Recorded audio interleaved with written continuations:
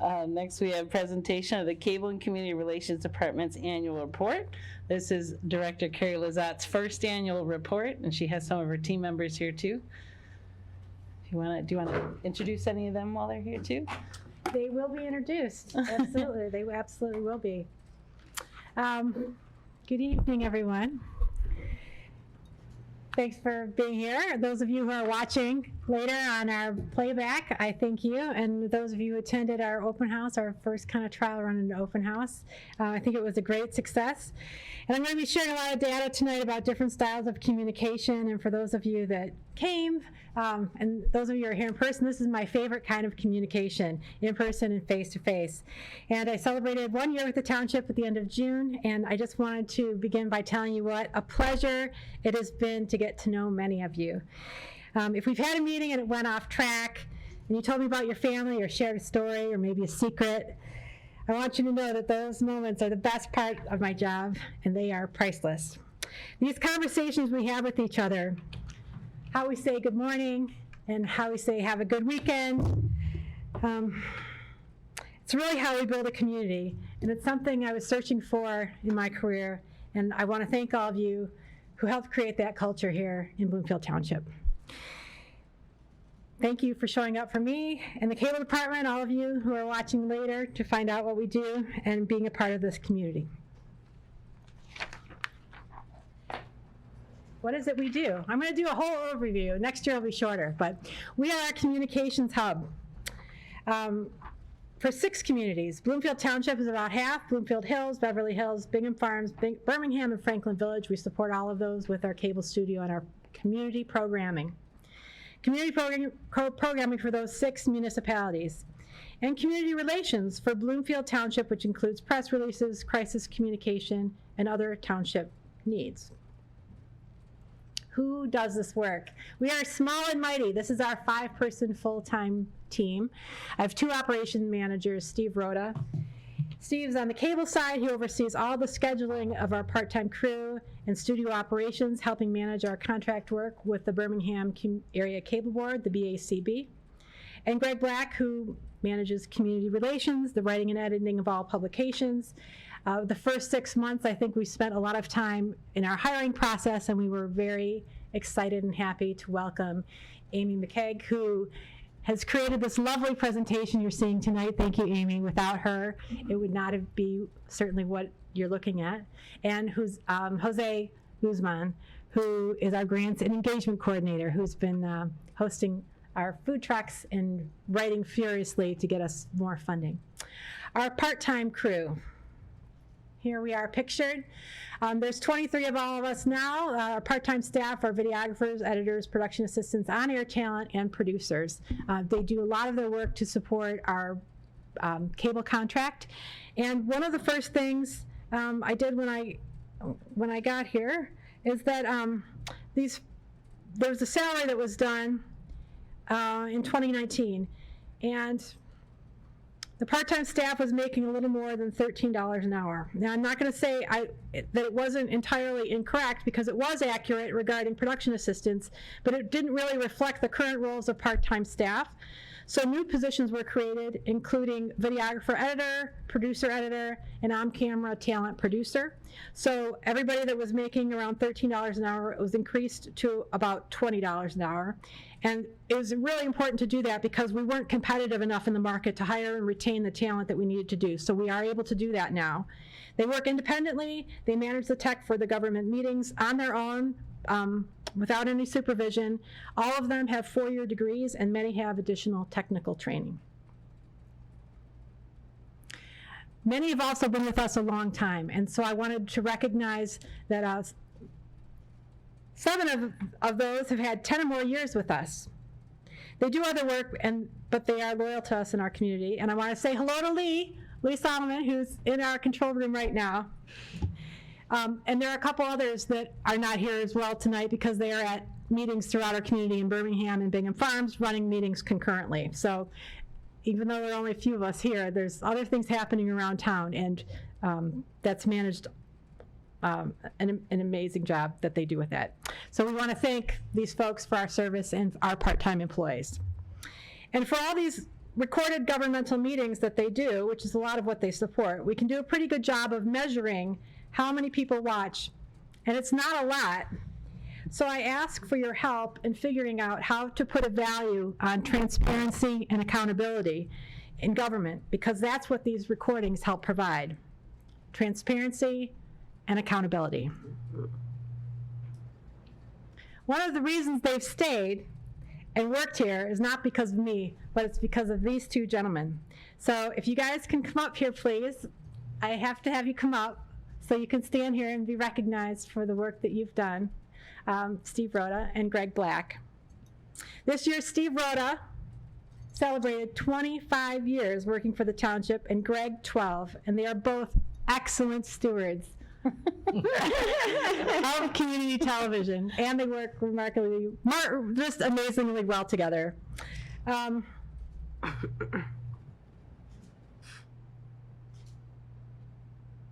of the items included in my board packet tonight is a paper titled Community Media in a Pandemic, Facilitating Local Communication, Collective Resilience, and Transitions to Virtual Public Life in the U.S. And in reading it, while I was already thinking about recognizing Steve and Greg's contribution, I wanted to make sure that we recognize the efforts they made during the pandemic. With retirements and part-time staff, it was really Steve and Greg that helped the township adapt to going virtual, and not just with community producers, but also adding additional public meetings during a time that it was critical for residents to understand what was going on in their local government. This paper also talks about how PEG access has become a forgotten facet in America's media ecosystem. And while stations struggle to keep pace with technology and regulatory shifts, the pandemic gave them a chance to demonstrate their contemporary relevance. So I wanted to thank Steve and Greg for your contributions during that time. They both managed multiple roles, producing, directing, editing, camera operations, social media, and doing it all the while with a terrific attitude and tremendous patience. So you could call them the Swiss Army knife, and I wanted to create a reward for them because they're so awesome. And my favorite production tool is a Leatherman. So for each of you, you're both multi-talented, and I give you a multi-talented award because you can. These are my little cuts for you.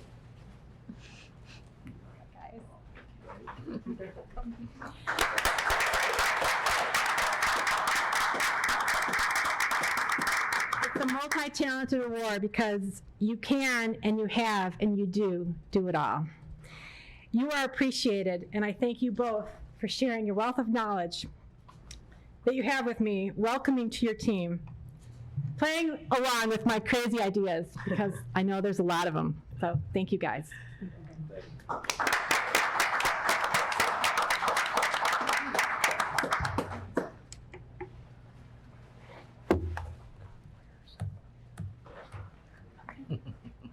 And Michael Kottmeyer, 7 years, who is a part-time employee and was not added. I'm sorry, Michael. We're going to get you an extra present. We're going to get you extra something. Sorry, Michael. Facilities and resources that we manage. 1,000 square foot studio, a new 2,500 square foot podcast studio, and a high definition production truck that is actually owned by the Birmingham Area Cable Board, but we manage all of that. The truck includes 4 high-definition cameras with additional input for 4 more, professional control room that is mobile and enables live graphics, audio, and replay. The podcast in the main studio, we share 3 robotic cameras, studio lights, ENG, which is electronic news gathering. There are 7 camera tripod packages that go out, all of varying ages. And we help them maintain all of the equipment in all the other communities that we serve, as was talked about tonight when Pam came up to talk about Franklin. These are our PEG communities and the channels that we broadcast on. And I just wanted to put those up there so that we see that we still do broadcast on television, and that is kind of our original reason for being. And I am going to talk a little bit about what PEG stands for, so that we are reminded how we're funded and where we're headed with that. PEG stands for Public, Educational, and Governmental. Pursuant to Section 611 of the Communications Act, local franchising authorities may require cable operators to set aside channels for public, educational, or governmental use. And before we look at the budget, a quick review of PEG, because that is how we're funded, and that funding is in jeopardy. So with this quick review, and then perhaps I'll do a study session down the road when I've returned from the NATOA conference. What's going on with this? Am I talking too close, guys? What's happening? I'm popping? I'm talking too loud? I'll need to fix that. What's that? You're gonna come fix it. And the NATOA conference is the National Association of Telecommunication Officers and Advisors that happens in October, where I'll have more information about what the potential funding is. But just an overview, the fees, the national range is from 5 to 8% of a cable bill, and it's important to note that these fees are only attached to traditional cable television practices and not to services like Hulu and Netflix. So as consumers have cut the cord, these fees have been reduced. Cable companies have increased rates to make up the difference, but we are still headed on a path where that revenue stream could go away. The other research included in the packet tonight is exploring the policy value of cable franchise and PEG fees, which looked at how these fees are spent in the top 20 largest cities in the US. It's from 2018, and Detroit was included in that top 20 list, but is no longer. And what this paper also did was provide a good historic overview of PEG. So I'm going to quote from this paper. Franchise and PEG fees were originally conceptualized as a form of compensation for the public provided by cable companies to defray the costs associated with the use of public resources. PEG fees, in particular, were defined to provide financial support for the creation and distribution of grassroots, diverse media content to bolster the marketplace of ideas. There is currently a U.S. House bill that is being described as a shot across the bow of local franchising and PEG centers across the nation. That's one of the reasons it's relevant. That's why I need to go to the conference to learn more about what's going to change, because there's a lot of disruption in the media industry right now, and it's not just with what's going on in PEG. That's why people are striking, the actors are striking, and the writers are striking. People are trying to produce as much content as possible, and how are we going to pay for it? In the analysis of the top 20 cities in this paper, it was found that the majority of fee revenue does not appear to support communication-related policies or directly mitigate the costs borne by cities as a result of cable providers' infrastructure activities. And the authors argued that regulators must find new ways to hold communities accountable, as the current fees are not justified by the results. Other language used in the study included discussion of lawsuits where the fees have dubious value and chronically opaque accounting practices. Given this discussion that is happening nationally in my role here in the township, I would like to see us be an example of how it should be done, why the funding should not just continue, but include these new forms of media. Now more than ever, we need to tell our own stories. Captain Edwards and I had lunch with the director of the Free Press's film and video department recently. And one of the things I took away from that meeting that we had with her is that she said, we were talking about her covering, or the Free Press covering an upcoming exercise here in the township. And she said, how often do we even cover Oakland County anymore? She said, we used to have a dedicated bureau of 20 journalists that were covering Oakland County that no longer exists. So in order to tell these stories about our community, it really is up to us in a way that it never was before. And I think we're equipped in order to do that. So here's where the revenue came from. And just as this was not a very, this is what's posted on our website. And it didn't provide a lot of detail, so I wanted to take a closer look at where the revenue is coming from. And also because of the conversation that happened when, that went on at the March budget meeting related to our deficit, I wanted to look back and compare to where we were in 2013 to where we were in 2023. And you can see that, just to serve as more of a reminder of when the board may want to take a look at that fund balance and make an adjustment. Finance Director Jason Tice was asked about the deficit at that March 31st budget meeting, and he said the easiest fix at any point is return more of the franchise fees back to the cable studio. So this chart shows in 2013, cable was getting all of the franchise fees at the time, and then in 2023, the cable got 10% of those franchise fees, and in 2024, we were budgeted at 20%. When we look over at the cable fees, those have gone down because I guess the cable fees were renegotiated from 3% to 2%, so that accounts for some of that. When we look at the BACB, that went from 178 up to 303 because we renegotiated the contract, which if you look to the next column, the charges for services, those charges for services that were almost $80,000 were a la carte sports and other events that we did for the BACB that were now rolled up into that contract. So the new contract was signed in January 2022, and it is for 5 years. As far as like looking at earned incomes and studio rentals, which I would like to do, which we can do, we just need to be mindful of how to charge appropriately for space and equipment that is supported by the franchise fees.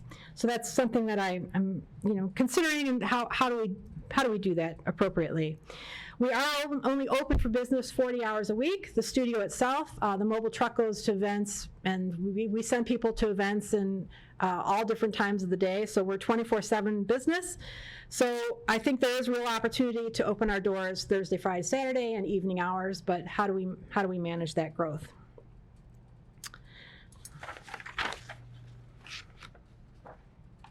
Carrie, can I just ask while we're there, the franchise fees, we're still generating that much today? It's $1 million, yes, $1 million. Oh, wow, And okay. it's mostly, so this year, 75% is going into the general fund. Okay, thank you.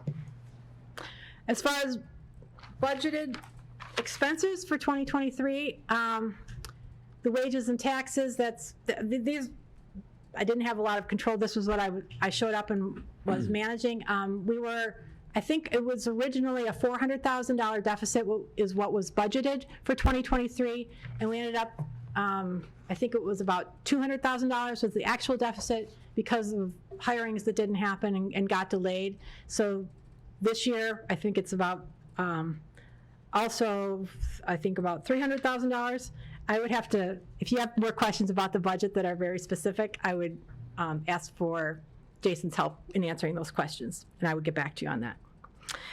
But for 2024, the franchise fees were increased to $250,000. I know you'll have more questions on this, but we'll come back, revisit this.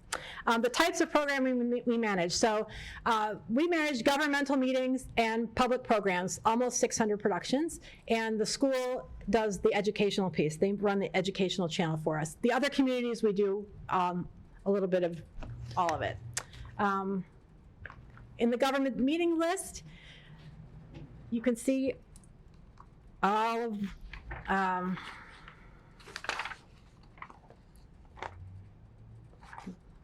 where is that going? 94 total meetings for Bloomfield Township, and that's the distribution of those. And the public's programs list includes our studio and podcast productions, lectures, concerts, events, and E&G again is electronic news gathering. That's a single camera shoot. The BACB production van does sports, musicals, concerts in the park in the city of Birmingham. And digital programming is kind of, I don't want to say we added it, but that's what we really have been doing a lot more of. It's a hodgepodge of the shorter form video content, and many of those are promoting township events, police and fire, recruitment. It was kind of like one thing, but we did like 9 different videos under that recruitment project for the police. E-waste, election reminders, and a variety of video that we push out digital first. So you'll see all those videos on Facebook. They get sent out in the e-news and in a variety of ways. We don't want to forget the recognition of our community producers, because that's one of the tenets of what we're supposed to be doing. And many of them you can see from the number of years they've been producing. I think this is the list for those who have done 10 years or more that they've been producing as partners in our community who volunteer their time to produce these programs to educate our community. And in today's marketplace of ideas, content creators are looking to monetize their content. And so that's something that's never been done for PEG community producers. So I think one of the questions we have to ask ourselves is how does that relationship also evolve with the times? We've made updates to make better use of our studio space. If you came over to the open house tonight, you would have seen how in the past, the before photo, we had 2 sets that were built there and they were stationary. So they remain locked in. Those were your choices if you came in to produce. And now the space is a little bit more flexible. These talk style shows have evolved into what we call podcasts today. So we created this new podcast studio. By making the green room and conference room, which was in the past, we have doubled our production space.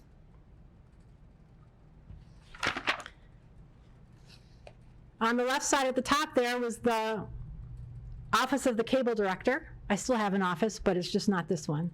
That's the before and after of that space, which everybody seems to really enjoy. And we moved that furniture to the back room, so you'll see it there in the bottom right corner, where hopefully, in the future, we can put a studio manager to supervise productions and maintain our equipment. And we threw out like 30 years of old equipment, and we're still working on getting through all the paper, but it's really looks absolutely beautiful over there. So thanks to you all who helped make that happen. And that's just the video side, the cable side. We have digital engagement, where we are seeing a lot of growth. Here are the top 10 most visited pages on our website. Other updates included the Township News, where stories that are found in e-news are now searchable by topic. We added a questionnaire for police and recruiting needs. And there's so much information on this website. While we would like to do another update, it's kind of like when and where, how do we make that happen? We would like to make it more visual and intuitive, certainly. Here's a look at social media growth. Facebook reach increased by 131% over the course of this year. The reporting time was July 1st to June 30th since I started, end of June. Next year you'll get a real annual report for our actual fiscal year, but this year we did it, my life here in the township. Instagram reach increased by 826%, and the number of published Facebook posts increased by 82%. The key, obviously, is growing reach is to post frequently and consistently. And you can see in the Facebook page for the police department, it grew the most, largely due to the dedicated work of Nick Soley and combined with some of the videos that we produced for him, or for the police department, working with him. We have internal goals. I know that the fire department page has the ability to grow along with our BCTV Facebook page, and we're still trying to figure this out because it's constantly evolving and changing. We can just look at Twitter in the last year and all that's happened there to wonder what will happen. Do we even want to invest any time in that? And there's a lot of opportunity for us to grow in many areas, so we have to, one of our challenges is always, what do we focus on next? For additional video and podcast distribution, we switched most of our digital distribution to YouTube in July of 2022. We also have podcasts going out on Podbean as being the primary distributor for that, and which also feeds into Spotify and iHeartRadio. So you can listen to a lot of the podcasts that we do, and one of them being the Chief's new podcast as well. So we have currently 338 subscribers on YouTube and almost 74,000 YouTube channel views, with 49 Podbean downloads to date. So we have a lot of room for growth. Oops.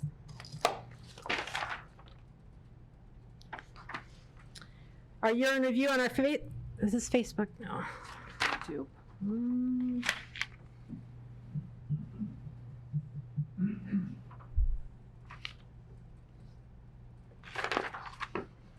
I'm calling it Facebook. This is the year in review on our YouTube page. It launched in July 2023. And you can see on the timeline here where our videos really took off. It was right in this area here. And that's when we launched the videos that were driven by the police department. And then if you look at the next page, these are our top 10 videos for the year. 5 of those videos were driven by the police department, 4 related to the recruitment campaign, One was Coffee with Carrie with Chief Gallagher that followed the incident at Temple Bethel. 2 of the videos are sports related, and 1 trustee meeting regarding water and sewer. YouTube is still something we're experimenting with. If the videos are tagged properly with hashtags, they can really take off for us. As the felony arrest video really is our most popular video for the year. It's in there twice because when it initially got published, the title at the end for Captain Edwards was not on the video. And so the next day, we put the title on, and we didn't want to stop the first one because it had already kind of taken off, so we republished it again. It's the exact same video, except now it has his title on it. So the video with his title lives in the playlist if you look for the now hiring videos, but it took off by hashtags because the other channels on YouTube, if something is tagged police or police training, will get played by other channels, and that one really took on a life of its own and kind of gave us an idea for the other kinds of videos that we should be producing. Email communication. The township e-news rate is 59%, and that's with almost 5,500 current subscribers. The senior e-news is a 53% open rate, and the e-news list is really where we want to focus our efforts on growing because everything is in one place, and if people want to know what's going on, all the links to the videos, the stories, current events, it's in this e-news, and we can see that people are very engaged with that.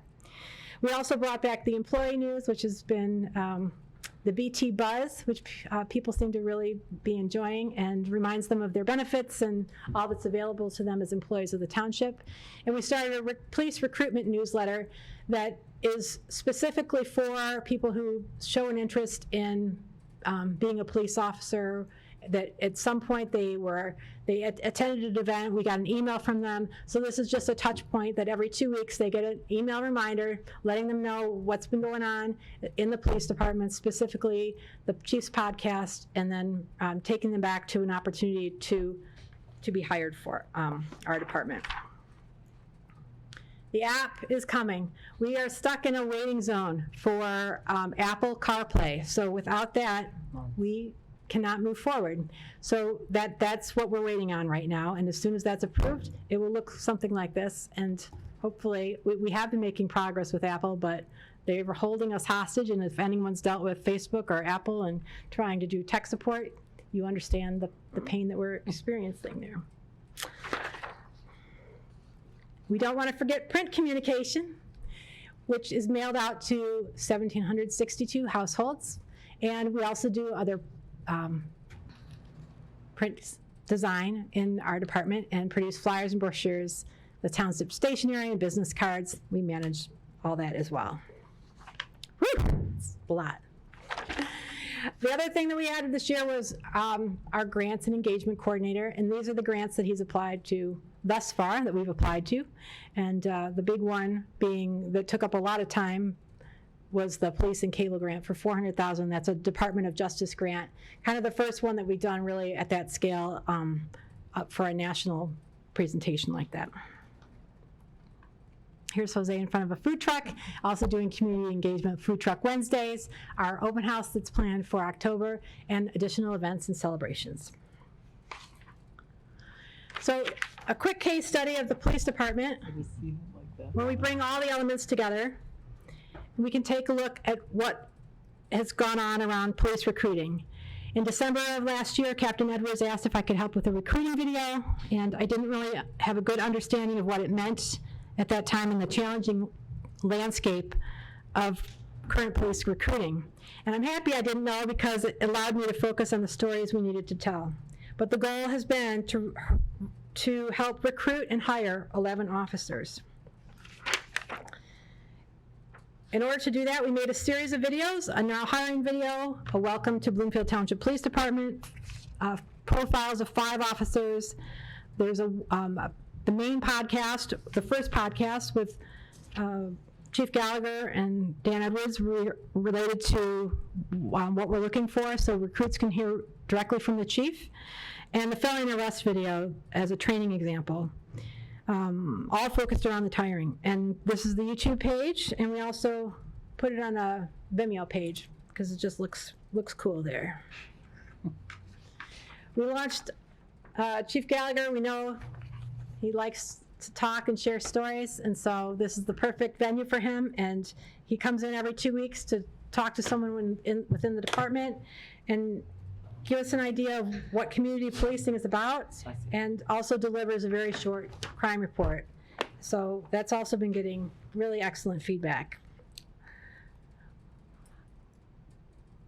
Just saying that we're trying to hire 11 patrol positions was not enough, was not a real story. So we created a story around the career of Captain Edwards and what it was like when he hired in, where recruiting is today. We put out press releases, and this actually resulted in an officer being hired because his aunt, someone's aunt, gave him this article. He went and researched the videos, and he ended up applying, came in for an interview, and he said in his interview that it was this path that led him to him being hired. So that's one guy.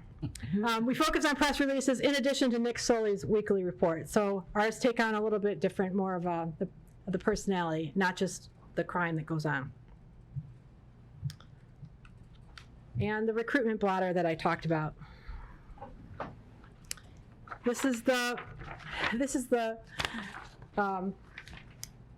police department Facebook page that is doing extremely well, largely due to Nick's efforts. And I would like to say, I wish that this highest post, this is the highest point on their chart, I wish that was one of our videos, but it was not. It was a post related to a lost dog that could be adoptable, that you can see it took off, and there's like 90,000 hits or engagement with that particular post. So we know that they love our animal shelter. Our residents love their animals, and so we're trying to figure out ways that we can do better to incorporate them. We all know that Nick does a really excellent job at putting out consistent, relevant messaging. The videos have helped. That was the bumps that you see here.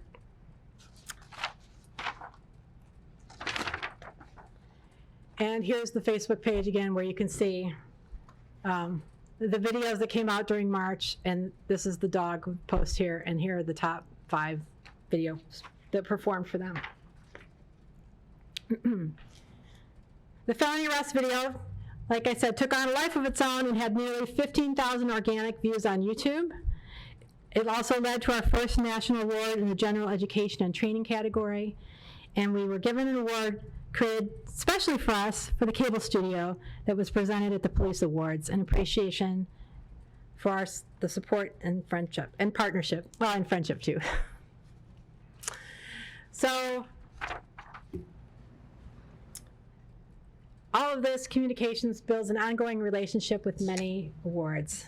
The results from the campaign thus far has resulted in 5 officers being hired, 28 interviews of the right kind of person, so it filters out the ones that maybe don't have a bachelor's degree, which is required by our department. And there's 3 currently in background, which means that they have not been offered a job yet, but they're exploring that. They made it that far. The ongoing relationship with the police helps my department better understand what needs to be communicated, and we can help out not just with recruitment, but emergency preparedness. We can look for future funding opportunities, and all of these combined help lead to a safe community. And one of my challenges is how to manage the communication needs of all our departments in a similar way. So what does the future look like in this creative communication hub of activity?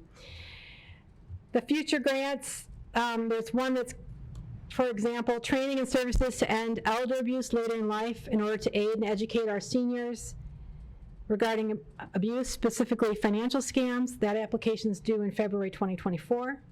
I'll be attending the NATOA conference in October to learn best practices from my peers and how community media will continue to be funded. BCTV, or is it a new name that better represents growth beyond TV, something like Bloomfield Community Media? We have the ability to set the bar for other communities, taking our stories beyond our borders. The grant that we wrote in partnership with the police department was also part of the packet, and I included it because it really showed a culmination of all of the work that we've done together.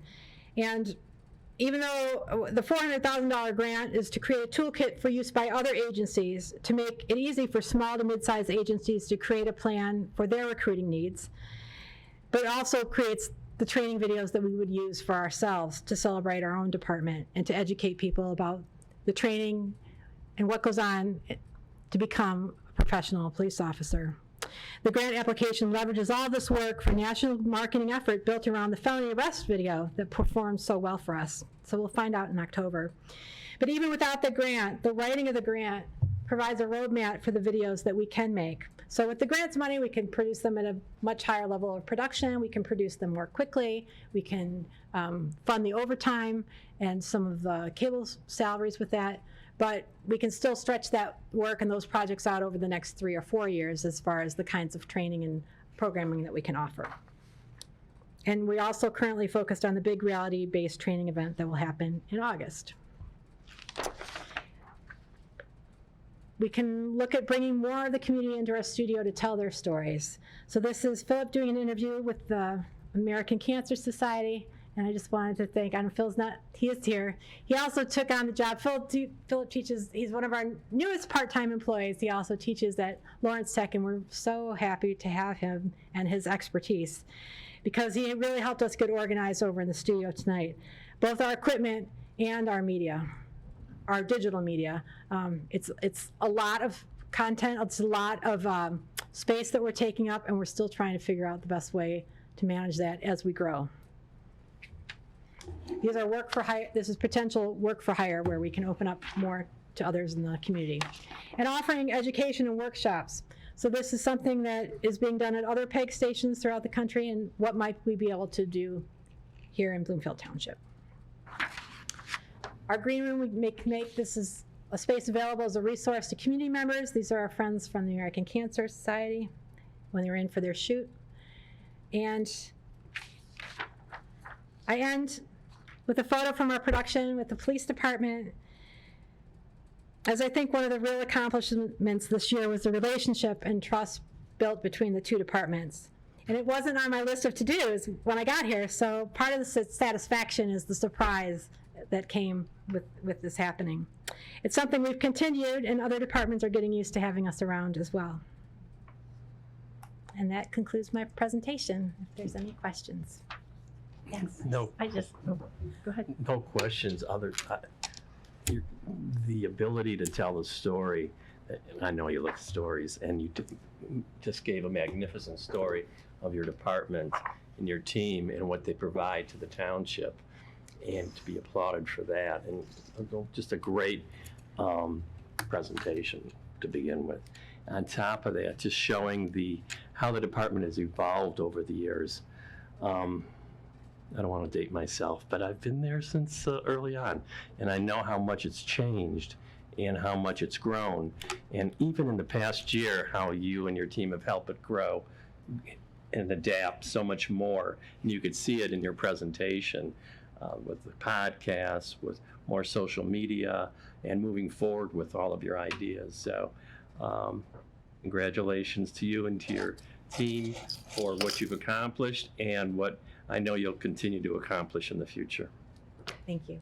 Well, I agree with everything that Trustee Barnett said, but my first thing was, wow, you have been here 1 year, and you and I talked when you first came, and you know I'm a former tech kind of person, and what you guys have done as a team is so impressive. And I mean, you've just really turned everything around. You've put a face. I see things with the township. I've seen the police videos. I have one question. Was you mentioned you had 338 YouTube subscribers? Yes. And isn't there something where if you hit 1,000, you actually can make money on that? Is that correct, or is that not at the governmental level? We can make money, but it's not really a lot of money. I don't think that that's really Okay, because I potential know revenue stream. And I say this because I have managed another channel that has reached that, and it was never really worth the not amount much. of time. Well, I know that through my son who has a small business, and he was saying, anybody want to like me? Because when I get to 1,000, and I don't know how much that is, but on his level, it might be more worthwhile. But the only other thing is, well, thank you to all of you, but just last week, I met with the shelter and was so excited to talk with them, and Nick Soley, of course, who's awesome. And I was asking, I'm an animal foster lover person, and that's why I went in for a tour to see all the cool things that have happened over there. And one of the things I asked was, could I help them, promote them, feature a dog this week or a cat, and write little bios like I know the shelter that I volunteered at does, to try and get those wonderful animals homes. And I know I learned a lot last week about how that happens, and initially it was like, yeah, you can do that, and I was like, no, you can't do that, it has to come through the police or the cable department. And to my surprise and delight, I saw we featured a dog, and I don't know if that was you or Nick Soley in the police department, because I know you are the two people that can do that. But I saw that on social media, was it 2 or 3 days after I came in and talked about could we do something like this? And there it was. And anything I can do to help support you, please let me know, because that is my passion, is animal welfare. And I was just shocked, and I couldn't believe it. I was like, wait a minute, we just talked about that. How did that get online already? So thank you, thank you, thank you. I'm speechless. I mean, I don't know what to say, but thank you to you and the entire team. What I can add is that every day you can see the positive energy that emanates from the cable building and the people that are in it. And congratulations and thanks very much. Yeah, I mean, I would just say not only is your energy palpable, but I think it's also contagious, and that is evident by the work that you and your team have been able to do. And, I could go on and on with all the things that you've done, and I think it's just a testament to when you are creative and you're willing to do the hard work, you can really make something out of nothing, and you have really done that, and I look forward to what you'll continue to do. And I'll echo Trustee Murray's comments with regard to any support. I'll speak on behalf of myself. I fully support this department, and I believe that there is lots of room to grow, and I have no doubt that you will, sky's the limit. Yeah, I guess I'll just fifth what everyone's already said. I would add that, I've been here 6.5 years. This is the first time I can remember seeing the entire cable department, both full-time and part-time here. So I think that really speaks wonders for your building a team environment. One thing to consider for next year, I mean, this is a great report, is to seeing everybody back here is, we can do our own kind of cable awards and get some of the program people to come in, bring them into the meeting, and give out best show or best new, I don't know, something like that. I'm first of all, you're my unicorn, so we'll get to that. But I really appreciate that you thanked two people that got us through the pandemic. When I started, I don't think people fully understand how much Steve and Greg were taking on, and at the time we had Joe, and then Joe went part-time. And to think of what you did, first of all, thank you. So thank you for thanking them. I get a little teared up because they did a lot. And they had part-timers, but not as many of you now, so thank goodness you're all here too. But I kept saying I needed a unicorn, because the stories from all the departments that need to get out there, the stories from the community, living here our whole lives, there's so much to learn. So thank you for being that unicorn to come and breathe life into not only the cable department, but like you said, the police department and others. And you even got Jason to get on video. I mean, this is life-altering in a bit. So thank you, because now that we've gotten the police, now you're moving on to fire, and we have 11 other departments that we're going to highlight. And it's great to have a voice to help have this team, and to see that many is amazing. So thank you, everybody. Yep, thank you.